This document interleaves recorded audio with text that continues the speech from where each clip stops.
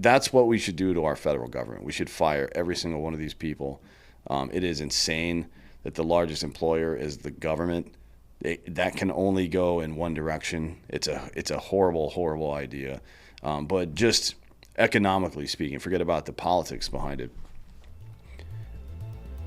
Our largest workforce is also our largest expense as a country. That cannot be the case. Let's go.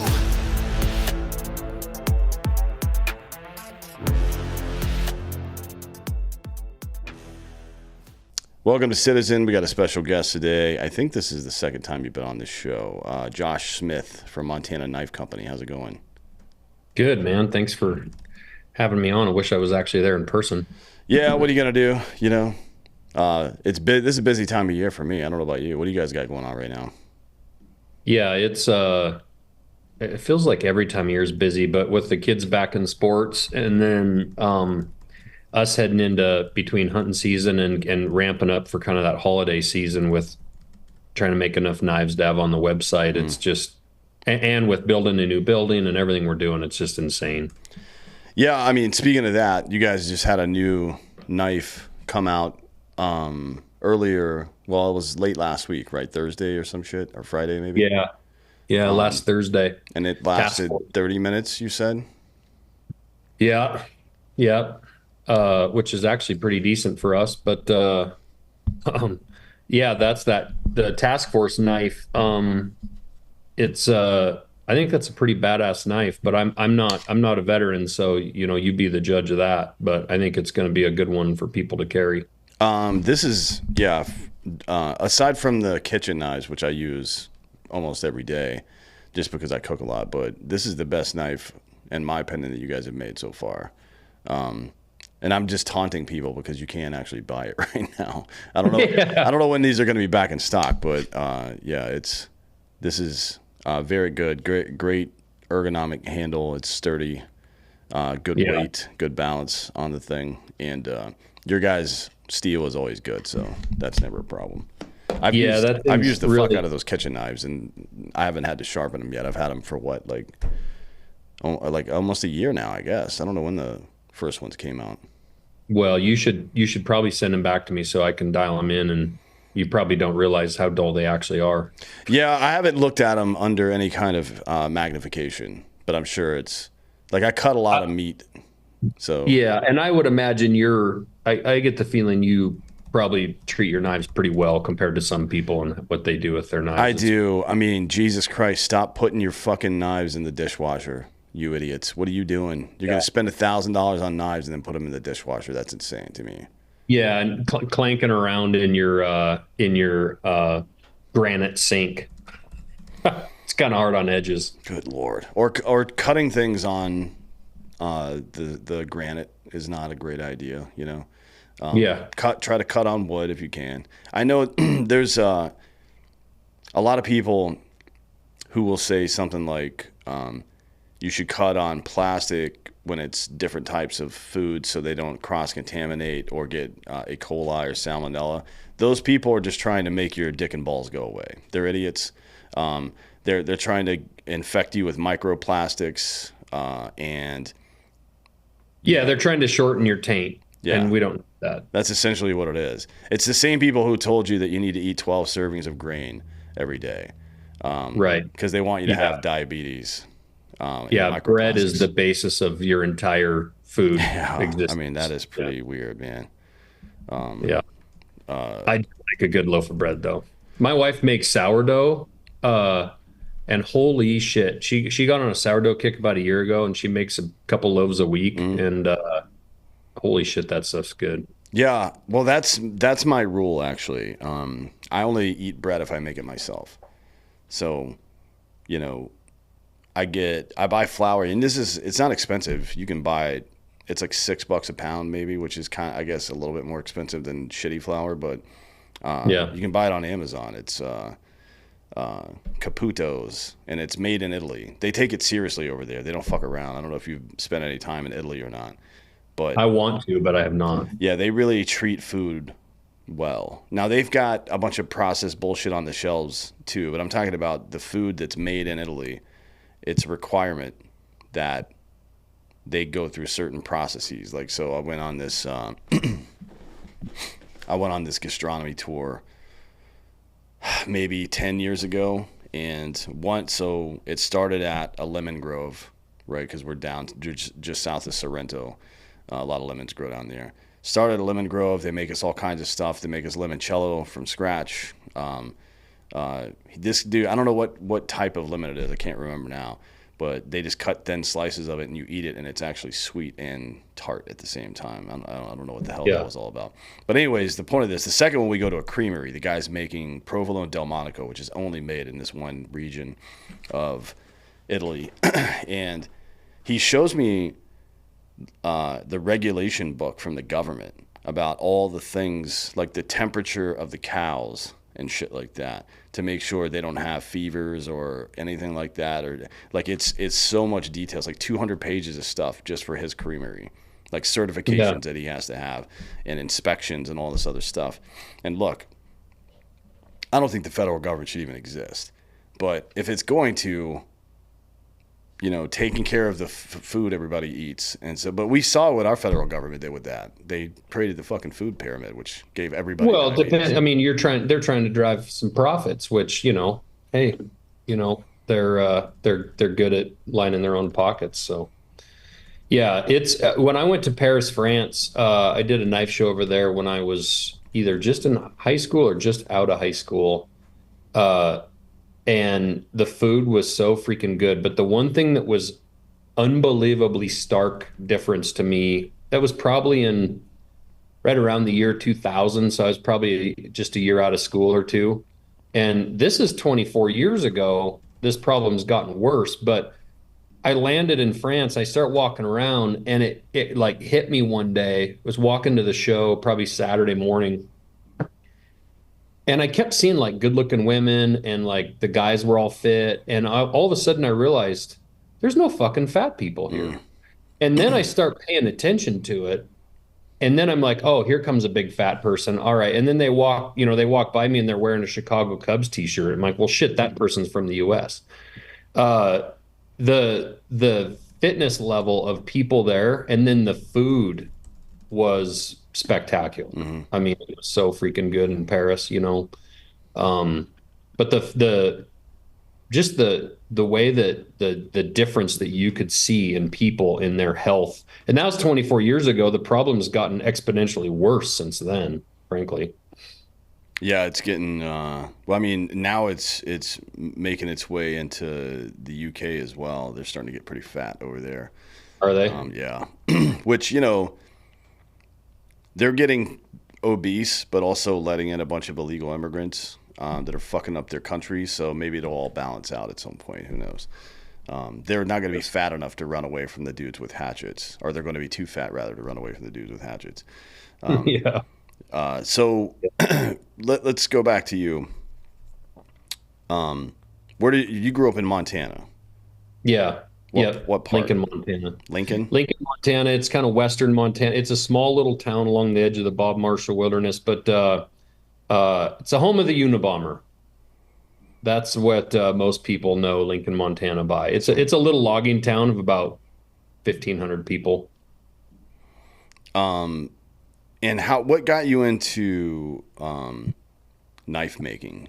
Because the short version is you were into it pretty young, but then you were a lineman for a long time too, right? And then during COVID, you decided to start this company. So tell me about all that. Yeah, and I don't remember if we covered it the first time I was on, but for people, if it's a repeat, I apologize. But I growing up in Lincoln, my Little League baseball coach made knives, and he would bring them to practice and show the dads and whatnot. He was an outfitter. He guided for elk in the Bob Marshall, and it was a logger and whatnot. And so it's kind of a typical blue collar, guy in Montana. He invited me to a shop to make a knife after my parents bought one for Christmas that year. And I made a couple knives in his shop, and I just kind of I took to it. And I don't know, I kind of liked I loved making knives. I loved to hunt, but I also think, like, when I sold my first two knives to my science and math teachers at my science fair, I sold those two knives for 20 bucks a piece. And I'm like, holy shit, you can get paid to do this? Yeah, yeah. Uh, so then my little business brain took over because I had a lawn mowing business. I worked in my parents' excavation business. I definitely was a worker and I like to make money. Um, and so over the next several years, I didn't have any bills because I'm a kid. So I put all my money I made from all those things into building my shop. So by the time I graduated high school, I had a better knife shop than most adults that were knife makers. Um, and that's when I went on and tested for the master smith test and became the youngest master in the world at 19 and did some of that. But I went full time making knives and I registered the name Montana Knife Company when I was 19 years old. But I knew I didn't know how to run a business or how to start a production knife company. And honestly, I was kind of chasing my goals of becoming one of the better knife makers in the country. And a lot of these old guys I looked up to, I was chasing those guys, Mm. trying to get as good as them. And over the years, I just told my buddies the story about like this Montana Knife Company I wanted to build, and I'm sure a bunch of them got tired of hearing my idea. Uh, and the idea actually became more and more clear as I saw the world become, well, one, men as their taints got smaller, decided they didn't want to have to be bothered with knowing how to sharpen a knife anymore or, clean their gun or do anything that actually involved any kind of effort or learning. So replaceable blade knives came along, and we started throwing away, as men, we started throwing away knives instead of learning how to sharpen them. And it bothered me because I saw for decades people would come in my shop. You'd come in and you'd be like, hey, this was my grandfather's old timer. He carried it in his pocket every day of his life, or this was his K-bar or whatever. He carried this in Vietnam. And it really mattered to that person who carried it. And now all of a sudden, as men, we're throwing that stuff away. Generally as men, we pass down knives and guns. Like for generations, we've passed down knives and guns. Maybe an old car or something, but like art or jewelry. I mean, those are really the things we passed down. And all of a sudden we were throwing that away and it really bothered me. And we were watching it being made in China, which I think is where the value got lost. Like, I think those older guys, they were buying knives that were made in Sheffield, England, or they were buying knives that were made in the US, a case pocket knife or an old timer. And it felt like there was some value there, a buck knife that was made in the US, right? There was value there. And all of a sudden you start seeing shit made in China. You don't care about it anymore. It doesn't mean anything. And so I felt like Montana Knife Company needed to come along and kind of fight back against that mentality. And that mentality that like, hey, a $300 knife is never gonna, you can never sell that. And it's, because you can go buy knives in the store for $59. Sure, yeah. And the My argument was the personal computer will never be something that every American owns either, right? That's what they told Bill right, Gates in the 1980s. right.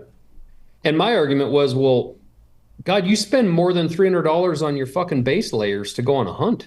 People are buying base layers and technical, gear, packs. The money they spend on optics and a long range rifle to take one shot, a year, maybe, if they even go hunting.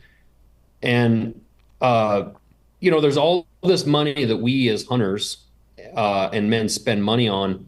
And then at the very end, they've spent all this time and effort doing all their online research of this hunt they're going to do in Montana or Alaska. And they've all the best boots and the fucking technical socks and all this shit. And then they buy a $59 knife. And I felt like that was being, I think, overlooked and underappreciated as one of the maybe two items you take on that hunt that you'll have forever. And that you can also use the other 11 months out of the year, frankly.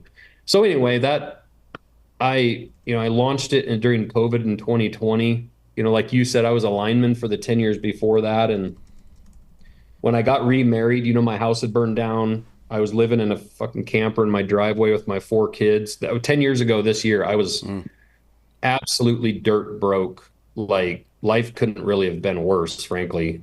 Divorced, living in my camper, like who wants to date a guy with 4 kids? So like, okay, well, I'm going to be single forever. And just kind of grinding. And I met this gal and, Jessica. And when I got with her, I kind of started telling her the idea of this company, especially when we were married. And her response was like, well, go fucking build it. I got the house and the kids, go to your shop. And that's really when it started in 2019. And what do you think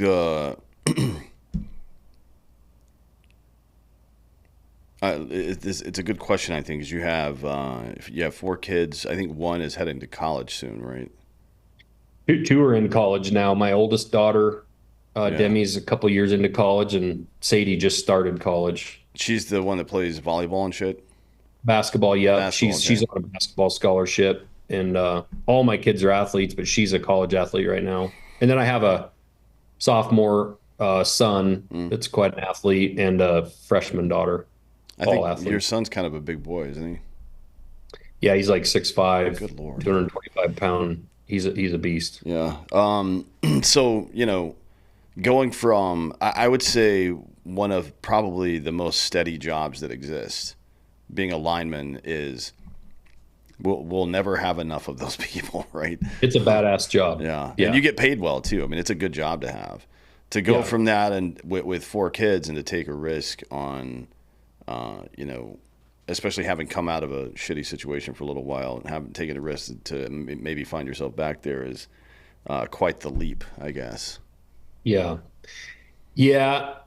That was actually one of the hardest parts. My wife, as MKC started growing through COVID during 2020, like you say, I'm a journeyman lineman making probably 110 grand a year, full benefits, good vacation time. And it's a fun job. I mean, hiking around the mountains in Montana, cutting trees out of power lines and climbing poles. And I mean, it's, every job has its part that sucks, but it's a badass job and it's a really hard job to get. And so my wife kept telling me like, you need to quit your job and chase this MKC thing. And I'm like, that seems selfish, to be honest. And that was what was scariest. It's like, I mean, I know I could go get another lineman job, but Mm. probably not here. Like I'd have to go probably contract out of state, because lineman jobs here are hard to get.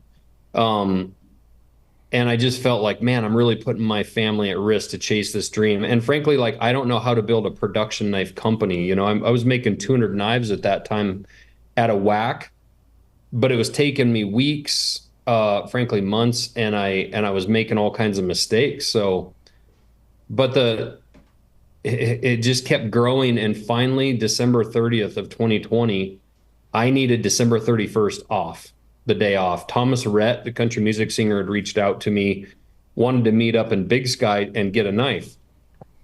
And when you're that new and that young and you're trying to start a brand, going and meeting a guy like that, like, hey, if he posts about it or something happens, like anything at that point could be a big catalyst for the company, right? Especially when we're nobody. And I asked my boss for that day off, and he's like, well, you're out of vacation. And I'm like, well, I get 4 weeks the next day, January 1st, fully banked up on vacation. Like, can we figure this out? And he kept saying no. And just corporate shit, right? And Mm. so I walked in there December 30th and I'm like, hey, I need tomorrow off. And he was like, well, you're out of vacation. I said, all right, well, I'll be done at noon. And I quit that day. Um, and it was, I about threw up going home because I'm just like, what the fuck are you doing? Mm. And Brandon and I didn't take a paycheck for that next 6 months. I actually just found out from Brandon a couple months ago. I interviewed him on my podcast, and he told me then, he said he thought I was fucking insane when I quit. And I'm like, well, you were my business partner. Fuck, it'd have been nice if you'd have said something then. But just where we were, he thought I was crazy. But sometimes you have to cut the fucking cord and commit, you know. Yeah, I mean, um, you can't steal. What do they say? You can't steal second with your foot on first, I guess is an old way to put it. But yeah, I imagine it could. It's. I kind of did something similar. I have a master's degree in international homeland security, so my career field was pretty narrow, right? Like I did intelligence work, emergency management stuff, um, and it was like boring as shit. You know, Yeah. doesn't matter. I really stopped caring about anything that wasn't my own. I guess you could say, right? Just because Yeah. I think it's difficult to day in and day out put a bunch of effort into something where the return is going to be the same no matter what your effort is. You know what I mean? Yeah. It becomes a lot different. And look, a lot of people are slow and steady wins the race, and good for good. That's good for them, right? Just for their temperament. I think that's a good thing that those things exist, and I think it's good for society that there are people like that. But for me, I Yeah. just couldn't do it. I just couldn't like do the same exact thing every single day. Um, Well, and what like, also bothered me was this was a dream that I had for 20 years, and I was getting to the age where it was kind of shit or get off the pot, right? And I thought, man, if I how am I going to feel if I feel like this idea is so good and I have the capabilities to do it? How am I going to feel when I'm 50 or 60 and I'm realizing it's maybe too late to do it and I was too much of a puss to try? Like that would have been a feeling that would have bothered me forever. Like, if you try and fail, at least you tried. mm, And who knows where that would have gone? Maybe something good would have come out of that. But uh I would rather try and fail than be too scared to try at all, you know, and live with that feeling of regret. I I also uh I also believe it's a real testament to who you surround yourself with. Once I felt like I had that support from within, with my wife, with my kids, my four kids at the time. Um, Frankly, I didn't have a lot of support outside of that, like friends or whatever. I wasn't leaning on them or looking for that support. But my point is it doesn't take much support. Like if you have a good spouse mm, and they're on board, uh, and they have your back, that's a pretty empowering thing. The other thing I'd say about not like cutting that cord, do, do you really perform your best uh, without some risk or some mm. or some danger? Like if you tell a group of Rangers this is a no fail mission, like if you screw this up or you miss one detail, you and all your buddies might die. You're going to hyper focus on every fucking part of that mission, right? To the smallest detail.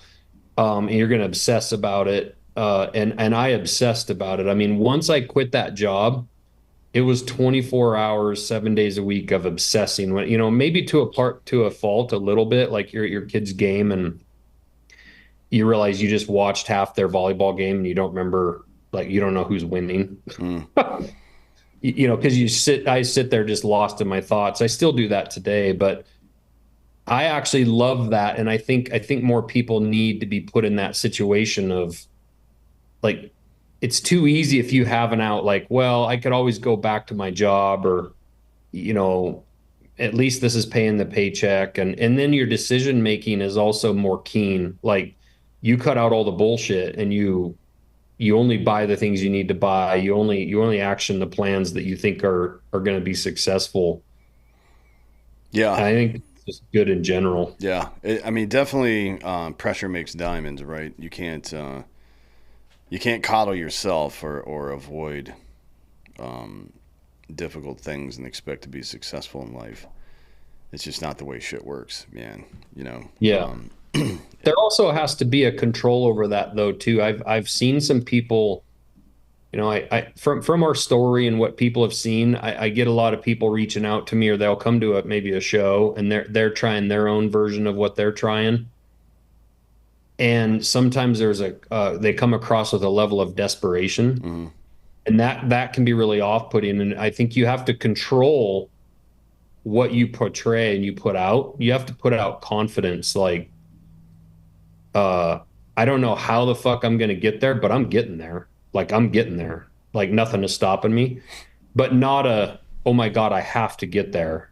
Because that's an off-putting when people come up and you can tell there's desperation all over them. Mm. That doesn't feel like you don't want a pilot on your jet to be nervous. Yeah, yeah, yeah. Right? So I don't want a seat on that jet, right? And I don't care if you're coming up and you're trying to get me to sign up for your website building business or whatever it is. I need you to portray confidence, you know. Um, I think sometimes that's just innate in people to be more confident than others, Yeah. you know. Yeah, but you can build confidence too through preparation. I mean, typically, um, anxiety comes from a lack of preparation or a perceived lack of preparation. Like, who am I to be standing in front of all these people talking right now? That's a, internal thought somebody might have. Yeah. Or, that you can find many, many examples of that. But yeah, you should certainly uh, be as self-aware as possible. That's always a good thing. It's I never, also I do also think sometimes people get me wrong where like I thought about this for 20 years and with preparation, I was one of the better custom knife makers in the country also mm, for a long time. I see people come up and they're like, "Hey, I want to start this dream of mine. I've been wanting to, build this website building business and it's been my dream forever and you've inspired me to quit my job. I'm going to quit my job and start it." And I'll be like, man, that's friggin' awesome. Like, how much of it are you doing right now? Like, is it paying some bills? And they're like, well, no, I need to quit my job to have time. I haven't done anything yet because of my job. And it's like, man, you fucking need to wake up earlier and go to bed later. There is a reckless point that I see some people like they're unwilling to have sacrifice and make sacrifice like to get up at 4 a.m. and go to bed at 11 um and put you can put a second 8 hours a day into additionally your 8 hour a day job that's paying your house payment, mm. you know. But people, they say they want to do that and then I'll see them posting a post where they're at a football game all day Saturday, and it's like, man, you're gonna have to sacrifice some of that shit for a little while to get things off the ground. Yeah, You know, yeah, for I look sure. at Evan Hafer and what he did with Black Rifle and the amount of sacrifice that I don't think people really go back and listen enough about or hear. They just see, you know, their flag hanging from Wall Street and think that it was easy, you know. Yeah, I think that's you don't want to be flighty as a man, chasing every good idea you thought you had at midnight last night. I think one of the tests of being a man is finding the balance between being a provider, which is to say your work life, and being a protector, which is to say your home life, right? Yeah. But yeah, it requires sacrifice. I mean, some people use the weekend to recover from the week, and some people use the weekend to try to make next week better. You know what I mean? And so on, and try to build the future that they want. And yeah, it's a lot of long hours. It's it requires a lot of effort, and I don't think that like it's the same deal with vets and first responders and shit. People will stop participating in the process if they don't feel appreciated. You know what I mean? So to your point about surrounding yourself with the right kind of people, that's 100% like something that I've kind of realized lately, and maybe it's obvious to everyone else. I've never really thought of it this way, but men men experience joy vicariously through the people that they love, typically speaking, right? That is doing something or facilitating something for somebody for a loved one. That's when a man really like experiences joy in a real way. Like watching your kid be successful at something that you helped them learn or some shit like that. Or seeing your wife happy because you did something nice for her. I've never had anybody do something for me, and I've never done something for myself that made me feel that way before, right? Yeah. I think we're hardwired that way because we're stronger and we're able to do these things, right? And it's just Yep. evolution telling my brain how to work properly. But just because it's natural and you know, innate doesn't mean it's mechanical and without substance. Like Right. that's a real experience for a man. And I think it's really important to embrace that shit and understand that all the meaningful things you do in life will be in the service of other people. Once you realize that, then the second, to me, the second and most obvious question is, okay, well, how do I surround myself with people who deserve that kind of treatment from me, right? Because Right. I'm gonna work my ass off, and it needs to be for something. I need to know that I need to know that America is great to go risk my life for it. You know what I mean? And I'm not even talking about just military deployments. I'm talking about cops and all that shit. So, Right. you can't always. We're all going to make bad decisions when it comes to people over the course of our lives sometimes, but you know, finding the right group of people to be around most of the time is going to be one of the more important things that you do, but for all those reasons, right? To Right. to be able to put yourself through that amount of stress as a dude, it's got to be for something. And it can't just be to watch the number in your bank account grow because you'll fucking hate yourself. You know what I mean? I think that's built into our DNA. If you think about for uh, centuries, probably the best feeling that a man could have would be bringing food back to your tribe or Mm. your family, right? Uh, and I think that was instilled and brought either that or having come back from protecting your tribe or your family. Uh, that's a sense of service and providing security and providing warmth and comfort. Uh, and a lot of our corporate jobs and a lot of way life is today is you're just going to work to do something for someone else, but it's not really providing that feeling. So how do you get that feeling out of life, even if someone's going and doing their corporate job and they're going to do that for the next 30 years? Like, how do you find that outside of work? Like, if it's for years I coached all my kids as teams, and it was a blast watching those little kids grow and develop and feel like you're giving back to your community. There's also I hear this thing where people say they don't have enough time for this or that. There's 168 hours in a week, and you give your job maybe 40 of that. So how you organize your time and decide to prioritize and spend your time, if you spend another 40 of that in bed, right? That's 80 hours. You still have 80 some more hours left in the week and if you spent half of that time doing something with your family, you now have 40 hours completely free to either build your dream, do something good for someone else. Like, you spend 40 hours a week, mission focused on whatever that is, whether it's, helping your community, if it's volunteering time or chasing your next dream of your business. You consistently spend 40 hours a week doing anything, you're going to get good at it and you're going to be effective, most likely, you know. Yeah.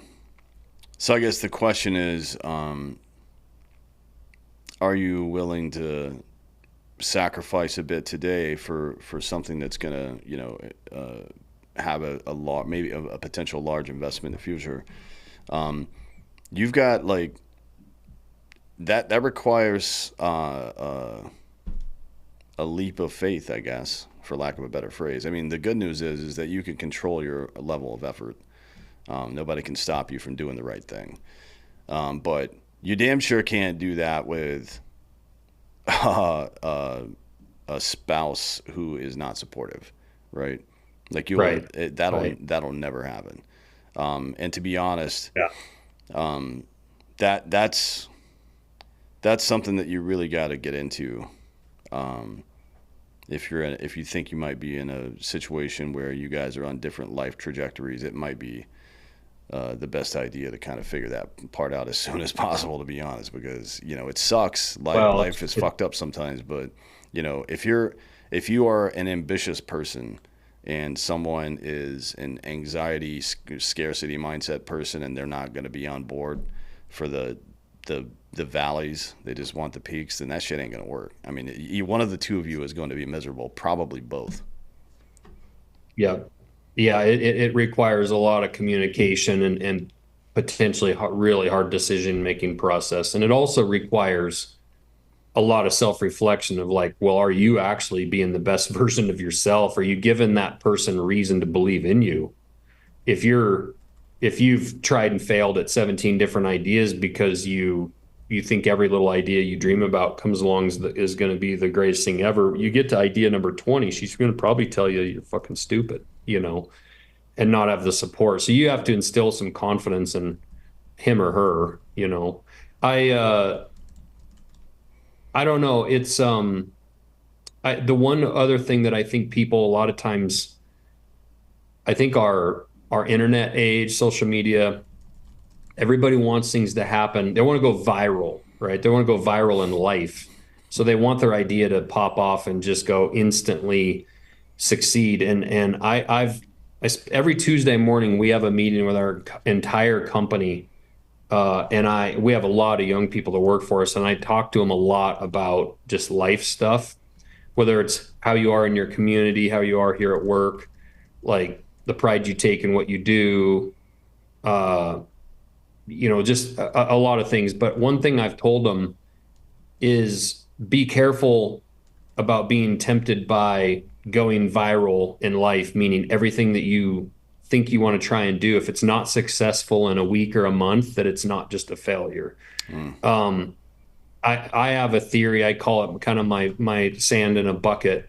And I've told them, if you take a few grains of sand and you drop them in a 5-gallon bucket, it's not going to mean anything. And a week later, you're going to keep dropping sand in that bucket and you're going to look down. It's still not going to mean anything.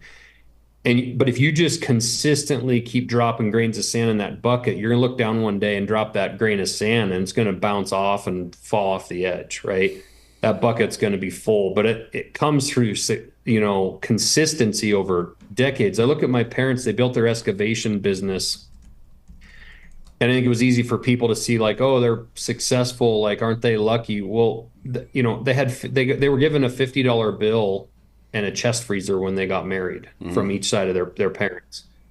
They had nothing, right? Well, it took them 33 years before they didn't have to borrow money to go through the winter, right? Because in Montana, if you dig dirt, half the damn year it's frozen solid. Yeah. Right. So winters are a long time, tough time to make equipment payments, So they borrowed money and they would pay it back and borrow it. And eventually they got to where they didn't have to borrow to get through their winter, but they just kept working and dropping grains of sand in that bucket. And eventually, it paid off, but there was no going viral in that business. It was like, you are going to take decades before you're ever going to be a point where you can go down and pay cash for a new backhoe, And I think it's too easy for people to look on Instagram and see other people succeeding and just feel like they're a failure, but they don't see the decades of work those people put to get in there,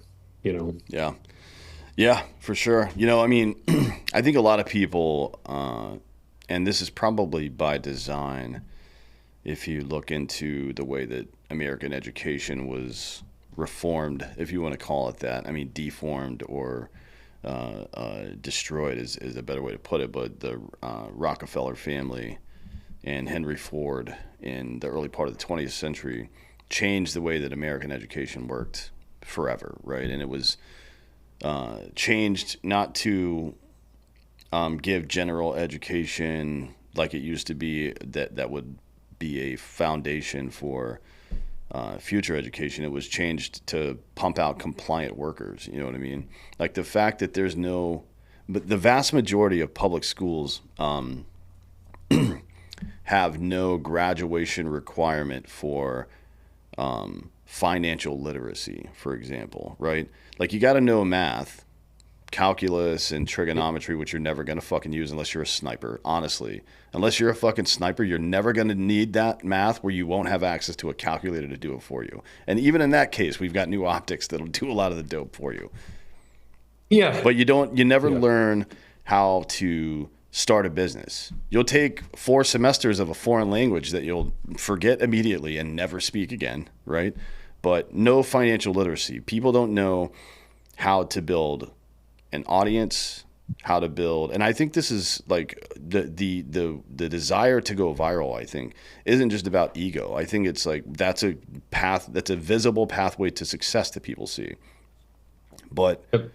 it comes with a lot of additional bullshit, one, and two, the amount of people that it will actually work for is very narrow. The amount of people who can identify a segmented audience, 10, 15, 20, 100,000 people. Only 100,000 people even like this thing, right? Well, you can do the math on that. If I can capture 1% of that audience and their customer lifetime value is $1,000, then I've made a multi-million-dollar company off 100,000 people, this is a country of 350 million people. You know what I mean? Right. It doesn't require that you have or become some kind of digital viral sensation. There are a million ways to make a business, but you have to understand the first principles of business. And I don't mean like you learn a lot of the mechanics in actual business school, theory and stuff like that. And I think it's useful for a lot of people to kind of learn what not to do, especially, but just understanding how the math of a business works. And you're finding this out now over the last couple of years, running your own business at that scale. But how much does it actually cost to get my product out the door? My COGS, my cost of goods shipped, right? How much does that actually, every cent needs to be accounted for, including the time that your workers spend on it and how much value that's worth. And Yep. then you have to say like, and then that includes material costs and all this other bullshit. And then you got to figure out how much is left over for marketing. You want to have a margin of somewhere between 30 and 60% at a minimum, right? Just to be able to afford your employees and their health insurance and all this other bullshit.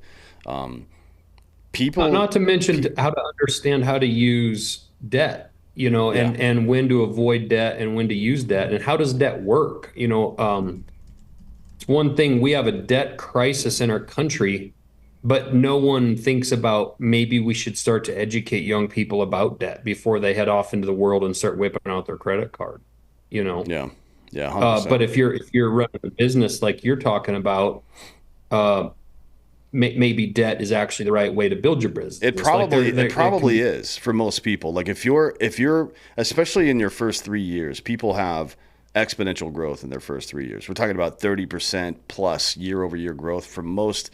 If your company is going to be successful, you're probably experiencing that in your first couple of years. 30%, maybe 50, maybe 100 sometimes if you get a big social boost or something like that. If you're turning $1 into $3, which should be your standard for business, every dollar I spend, it needs to be $3 to afford everything, right? And to make a profit.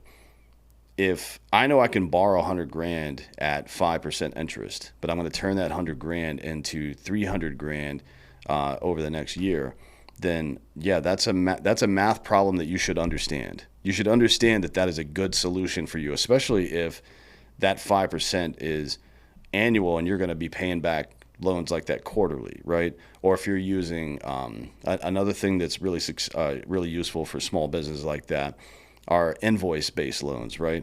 Like I have to buy a bunch of source material, I turn it over to this bank, and they're like, yeah, that all checks out. Here's the money for it, and you just pay them back as soon as you make and sell your product, right? Which usually happens within 1 or 2 quarters.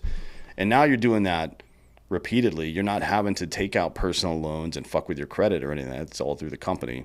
Those are very useful tools for a small business to grow it. I mean, getting from 0 to $1 million is hard. Going from 1 to 15 million bucks, to be honest, really what you're doing is you're just righting the ship. You're correcting all the things that were wrong with your operation. But then going from 15 plus, that's when you really start having to go to Series A, Series B financing and stuff like that. You don't. That's years down the road typically, right? But that first part. Right. That barrier to entry is the knowledge of all of this stuff. How do I determine what a customer lifetime value in this industry is? How many, for your sake, if somebody buys a knife from me, how many more knives are they going to buy over the next 2 to 5 years, right? I need to know that information. And then I can plan. Then I can plan, right? I know that if I go spend money marketing at PBR or something like that, where there's an affinity group that it lines up with me, then I'm going to get a 5x return on my investment there. So I'm going to go to that every year. But I know that if I go to this one thing that I really want to go to, but it doesn't make me money, I've got the discipline to be like, you know what, we'll do that some other time, right? Like all this basic business information, nobody coming out of high school knows any of this. And I wonder what it would be like in the military as well. I wonder what it would be like if people were, instead of spending 120 grand on college that they'll never fucking use anything for, they just get $100,000 in loans over 5 years and work to start their own business, right? Or the VA loans that happened, the GI Bill. They're starting to do it now for skill stuff. But why isn't there a GI Bill for just starting a business? Like there's small business, Veteran Small Business Association will give loans and stuff like that, but it's kind of a pain in the ass, to be honest. It's a huge pain. But if part of the out processing for people leaving the military was that basic financial education, like, hey, here's what's available to you to start a business of your own, man, it makes the country a lot better, frankly. To have more local businesses, the country always gets better in that case. You go ask, I'd say just to limit it to straight A seniors that are graduating with just, or say 3.0 and above seniors that are graduating. Okay, we all agree they're all good students. They've all learned. They've all paid attention through school. And ask them how many of them know what collateral means in regards to, small business and finance.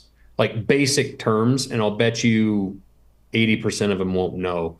And you said that, it hit me with foreign language. I mean, it'd be nice if our kids learned foreign language. My daughter was salutatorian of her class, one of the obviously best students in the entire school. Took 4 years of Spanish, and I took her to Costa Rica with me last year, and she's worthless. And I'm like, how's that possible? With the teaching of foreign languages. And my oldest daughter had different teachers and went through 3 or 4 years of Spanish and was also worthless. That it is speaking up my alley with why are we not educating? And I actually think a lot of those, C students, low B, C, and maybe high D students, if you're getting Fs in school, you probably have a bigger issue if you don't care about much of anything. But those C and D students, I was a C student at best, and it was only because I wasn't interested in the bullshit they were trying to serve me. The minute I was interested, I was an A student. Same, and if you went in high school, I got out with like a low C GPA. In college, I have 8 years of school, college, including a master's degree, and my cumulative GPA was 3.97. Like, you just gotta make me care about this. I think anybody of a particular level of intelligence will question everything they hear in high school, especially. It's just like, what the fuck am I doing here, man? Why am I listening to this nonsense? I spoke at a high school. I was a keynote speaker at a high school graduation. I congratulated all of the straight A students on their success. And then I said, and hey, UC students, those are all going to make really great employees for you guys someday. But I think a lot of times C students are those kids that they're doing just enough to get by. They're smart enough to, pass and keep their parents off their ass. But I think a lot of times they're only interested in what they deem to be relevant. And I think, I've gone in and I've talked to some high schools, and I think schools need to do more of this, of bring in a lineman and have a lineman tell a group of 8th graders. A lot of times people want to come in and talk to the juniors and seniors. Well, I'm sorry, but a lot of those kids are already so far down the road or got their minds made up. You go in and talk to 7th and 8th graders, and you tell them, for a lineman example, when I got my lineman apprenticeship, before I could start my apprenticeship, they handed me an algebra test. Well, I had to go buy fucking Math for Dummies and relearn algebra because it had been some years since I'd been in school. If you go in and be like, you might think Pythagorean's theorem's stupid, but if you need to know the length of a guy wire from the top of a power pole to the ground, you're going to need to know Pythagorean's theorem. You all of a sudden give a kid a reason why, like, oh, now I understand what that applies to. Or maybe I'll just apply myself enough in math to not be a total dummy, right? The business classes, like, all right, hey, let's put together a sample welding business. We're gonna build a model of a sample welding business. And how are you going to build that business, and how are you going to market yourself, and what are you going to charge for per hour for labor in your business? And that welding business could be a roofing business, plumbing, doesn't matter. It applies to everything. And kids are hungry for that. And man, you start talking to them about that stuff, they really do pay attention. Yeah, yeah. I did Mike Rowe's podcast, and Mike Rowe has the Micro Works Foundation, and it's something he's been preaching for years, is the importance and the value in the trades. And the fact that if you don't go to college and you want to be an electrician, you're not a loser. In fact, you go be a grunt as an electrician for the first couple years, you get an apprenticeship, you become a journeyman 3.5 years later, you work under a good company for 3 or 4 more years, you're running crews, and 10 years into your career, you're hanging out your own shingle, starting your own electrician business, and 10 years later, you have 50 electricians working for you, and you have a $10 million business. You know, there's paths to success through the trades program. And, Mike's been preaching that, and I think it's more relevant than ever, that we need to be focusing on telling those kids that aren't going to go to college, like, hey, you're not a loser, but maybe we should offer you a different course. Your courses, your sophomore, junior, senior year, maybe those should be a little different than my daughter Sadie, who said since 7th grade she wants to be a veterinarian. Right. Like, she's going to need biology, and she's going to have to go to college for 8 years. Yeah. Yeah, it gets me all fired up. It pisses me off. Well, I mean, we're letting our youth down. The reason that you don't see politicians talking about this shit is it's against their nature to try to give authority back to someone over their own lives. You know what I mean? Right. It is important for them that you need them. Who's the nation's biggest employer? The federal government. Correct. Yeah. Walmart's second. By training, what's that? Walmart is second. Yeah. Yeah. The federal government. So by offering this stuff to kids for the next 20 years and truly training our kids to think like entrepreneurs and start their own businesses, the federal government is literally incentivizing workforce to compete against themselves for workers. Mm-hmm. Yeah. I mean, it's a problem that, like, if you were running a business, and not to say that the country is a business, it's more like a nonprofit, but let's just say for the sake of argument, if you had a department inside of your business that was the largest department and it only cost you money, it didn't provide any actual value. You know what I mean? It didn't create something that you could then sell for money. You would, one, not have a business anymore because that's not how fucking business works, right? Or two, you would have to fire all those people. And that's what Elon Musk did when he got to Twitter. He fired 75% of the people that worked there, and the product still works as advertised. You know what I mean? Right. That's what we should do to our federal government. We should fire every single one of these people. It is insane that the largest employer is the government. That can only go in one direction. It's a horrible, horrible idea. But just economically speaking, forget about the politics behind it. Our largest workforce is also our largest expense as a country. That cannot be the case. When it provides no, I won't say it doesn't provide value, because there are services they perform that are necessary to some degree, but it doesn't create any wealth for the country. You know what I mean? It only costs us money. It's insane. Like, I don't know what the average federal salary is, but it's got to be pretty high. Yeah.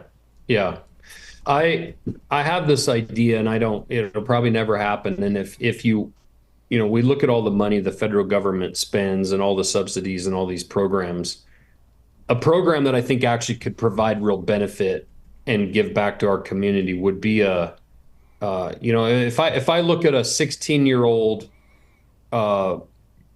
black kid in the middle of south side of Chicago, growing up where pretty much everything. Let's just say this kid is kind of frustrated with his environment growing up. He has a bad home life. His friends are into drugs, gangs, and whatnot. Where's the hope for that kid, right? Especially with no support network and whatnot. If we were to build, if we were to go through all this money we're burning in Ukraine, and we were to build warehouses all through the U.S. in the worst inner cities, let's say 30,000 square foot warehouse, and you had water on one end of it, and you said you brought a bunch of kids in that were 15, 16 years old, 14 years old, and said, this school year, your schooling is going to involve, we're going to build out some walls throughout this warehouse. We're going to put a bathroom in over down there. We're going to put a kitchen over here, a bedroom or whatever. We're going to plumb piping all through these walls. We're going to run electricity all through these walls. We're going to turn the lights on. We're going to make the water run in that bathroom. You're going to install toilets. You're going to insulate some of it. You're going to sheetrock it. You're going to tape it, texture it, paint it, trim it, hang doors, the whole 9 yards. We're going to have a party near the end of the year. And your last 2 weeks of school, we're going to demo the whole thing back to an empty building. Yeah. You would teach every trade, quite literally, that we have in the building industry, and I can guarantee you, almost every one of those kids would find one piece of that process interesting. Maybe they just, for some reason, they get how electricity works, or they understand pipe fitting and plumbing, and they love soldering copper pipe, or the trim part. This guy's really detail oriented. He loves trimming out an office, right? The other guy just likes to hammer shit, put nails in, fucking bang boards around. Yeah. You would teach these kids, and if anything else, maybe they understand a little bit of how to build their own house someday, their own garage, their own addition. But you would provide hope, and you tell every one of those kids, hey, you're 16 years old. You can go out in your community, go knock on a door of any one of these trades and ask for a summer job and probably get paid at least $20 an hour as a grunt. You graduate high school, within a couple of years, you're probably running a crew for that company. And a few years later, you got your own company. You would provide hope that, you'd tell this 16-year-old black kid, hey, you can go make $20 an hour this whole summer, and you don't have to go sell drugs or do what your older brother's telling you got to do, and actually provide real path for success for those kids out of those communities. Instead of just calling everybody racist, you know what I mean, and doing nothing for the child at all. Right. I mean, there have been systems like that, not specifically like that in the past, where, like, think of an incubator. I don't know if you're familiar with these, but in Silicon Valley, people own big houses out there, and you can live in their house rent free while you work for Google or Facebook. And they made a whole TV show about it, but it's a real thing, where the person that lets you live in their house or whatever the fuck gets a percentage of your company if it does well, right?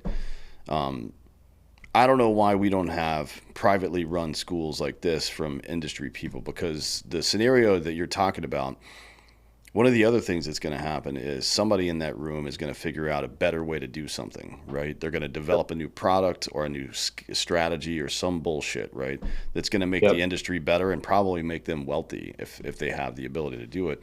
But you can't do that without, institutional knowledge, guidance, and capital. You need all those things. Well, those are things that business owners have a lot of in a lot of ways, right? The second stage, once people start, successful business people start the process of their exit sale, which is, most companies are going to do that. Then they immediately start looking for what's the next thing. What am I going to do next? How am I going to invest this institutional knowledge and capital I have? And it's, we got to do something. You know what I mean? Those people are out there. I just don't understand why we haven't developed some kind of system like you're talking about. Well, I do understand why, because they don't want that. Like the people in charge don't want that shit. But Yeah, and you would also provide mentorship within that where, hey, Dan and the other three instructors that are working in there, you notice little Kobe has a pretty fucking good knack at doing plumbing, and you start chatting with him, and you can mentor those kids. Are like, hey, you're good at this, kid. Like, hey, here's three phone numbers for three different companies that we are friendly with that you'll get an interview with. Like, we'll help you set up an interview. We'll help you teach you how. We'll go buy you some fucking clothes and give them to you to go to an interview in if you need it. And mentor kids on like, here's how you interview for a job, right? We'll come pick you up and drive you there if you need it. Whatever it is to get kids hope, to give them a chance to get out of the situations they're in. And it's not just, black kids in the inner cities. It's friggin' kids across the country, kids right here in my own town in rural Montana. A lot of times I'm like, where, I got to grow up in an excavation company, so I was around a lot of this. I'm using my skills. I rented a mini excavator this weekend and dug a propane line in to feed a generator that's going to be a whole house generator for me. I'm using skills that I learned as a kid still today. And those would be skills that they would be able to use professionally or personally for decades. And you're right. I think private industry would see what's going on and help, Home Depot and Lowe's would help donate materials for that shit. Other contractors within the town, you're literally investing in your future labor. Yeah, it would make a lot of sense right now because we have a bit of a housing shortage in a lot of major areas.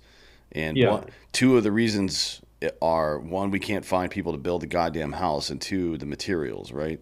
Well, the materials thing will sort itself out over time, right? But you can't force people, well, you can force people to work, but you can't, in this day and age, it's hard to find hard workers. But I know there's a lot of motivated people out there that want to make their life better. They just have no idea what they're doing. Nobody's ever told them how to do it. And people do like to shit on young people these days, but I hire a ton of young people in our business. And a lot of these kids just haven't had parenting to help them understand how to do something. But when I get them in here, these kids want to work. They want to learn, and they really can tell when you're investing in their education and their future, and you're helping mentor them. We had a few of our employees interview for some internal jobs last week, and they struggled. And so next Monday or Tuesday morning, we're hosting basically a how-to interview class on how do you present yourself, how do you arrange your questions and your thoughts, how do you get your heart rate under control, how do you come in with some confidence and some preparation. It's all things to where if they leave here and they go interview for your company, they go in and they crush it. So we're investing in those people as humans, not just as employees. Yeah, for sure. Well, if you're out there and you're looking for ways to get your business started, or ways to, I guess, emancipate yourself from the day-to-day bullshit that comes with working for somebody else, there's a lot of good resources out there. Mike Rowe's show is going to be one of them. He talks about that a lot, and his foundation actually helps with that a lot. So I recommend going out there and finding it. What else you guys got coming up at Montana Knife? What's the next thing? We're dropping a new butcher knife this week. We did with the Bearded Butchers. We have an upland kind of bird hunting knife, and actually a different a waterfowl knife coming this fall. We have a new tactical knife that's a dagger that's it's kind of a bit of a throwback and a takeoff of the V42 dagger, kind of the famous Devil's Brigade Fairbairn Sykes dagger. I'm really, really excited about that knife. We made that one a bit smaller and more practical to carry. That V42 maybe wasn't practical to carry as easily, but I'm really excited about that knife. And then a lot of chef's knives we're working on for around Thanksgiving time, trying to get our website full of chef's knives. So it's good, man. we bought property and we're moving dirt on it right now. We're trying to get to where we can pour footings and a foundation for that before the snow flies and hopefully start tipping up steel this winter. And just kind of building this thing one knife at a time, you know. It's pretty cool. Good. Well, you guys make the best knives in the business, so I'm glad it's going well. And before we get out of here, tell everybody where they can find you on social and everywhere. Yeah, Montana Knife Company, pretty easy, montanaknifecompany.com, and our Instagram. My personal Instagram is Josh Smith Knives. It's not super exciting, but I just kind of personal life, and every now and then I have to rant about my opinion about something our government's fucking doing that's stupid. But yeah, that's kind of where you can track us down. And I guess I might be out with you at an event here in a couple weeks, or like a week. So that's one thing I want to encourage. We're a hunting knife company. Our hunters have got to go register to vote and go vote. I don't care who you vote for. I'm kind of assuming that if you're a hunter and you care about, your ability for you and your future generations to hunt, that you'll probably make the right choice on who you vote for. But fuck, man, go register to vote. Holy shit. Especially in this election. Make no bones about it. I hope that stupid bitch doesn't get in. So I absolutely cannot implore people enough to go vote. And frankly, forget all of the government shit and whatnot. Hunting is on the ballot around the nation in certain states. And it might not be on your local ballot today, but if they're successful in some of these other states like Colorado, it's going to be on your ballot. I don't care, Washington, Idaho, freaking Alabama, Pennsylvania. It doesn't matter where you're at. It's going to be on your ballot and the only way you're going to stop it is to go freaking get involved and vote. That's right. 100%. That's it. And you don't wait around and think that everything's going to be okay. Jesus Christ. I know, specifically speaking at, I don't know how many people listen to this in my state, but Montana normally doesn't matter. I mean, most of America didn't even know, can't find us on a map. But this election specifically, we are actually ground zero when it comes to the Senate. Tim Sheehy's running, against Tester. Tester used to be my godfather when I was growing up. I knew him very, very well. And I will say that I think he was a good man back then, but I don't care how good of a man you are. I feel like Washington will absolutely corrupt you and ruin you if you're there for 12 to 18 years, which he's been. And that man, he used to stop by our place all the time. He used to stop by and talk about how corrupt and fucked up Washington is, and we haven't seen him in freaking years. That guy has to go. And like I say, I knew him personally. He cut our beef every single year. Shit, we put it in his septic system at his house. I went to a Garth Brooks concert with his kids. Like, I know him.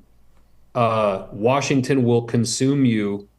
And you got to be, you got to be a pretty special human. And I'm not sure anyone exists that can put up to Washington for decades and come out of it still fucking clean. So that guy's got to go. Yeah. And it's going to be a close election. They say he's up. I don't believe any of what these people say at this point. Like, you can't leave any doubt. You have to go register to vote and vote. Yeah, 100%. Well, look, thanks for coming today. I appreciate the time. Everybody go check out Montana Knife Company and go to vote4america.org. Make sure you're registered to vote. Don't be a bitch. Take some responsibility over the condition of your country at some point. Let's get some of that hard AF in Montana. Actually, we open in Montana, I think next week, if I'm not mistaken. I'll Really? say as soon as we're open in Montana, directly. I don't know if it's next week or the week after or the 1st of October maybe, but I'll know. I'll find out today and let you know. Well, let me know, because I'm gonna have to go buy myself a 6-pack of it and try it out. Yeah, you will. I mean, I wouldn't drink the whole 6-pack, but it comes in 12 packs anyway, so definitely don't drink the whole 12-pack. It's 8%, you'll die. All right. Thanks for listening today. This has been Citizen.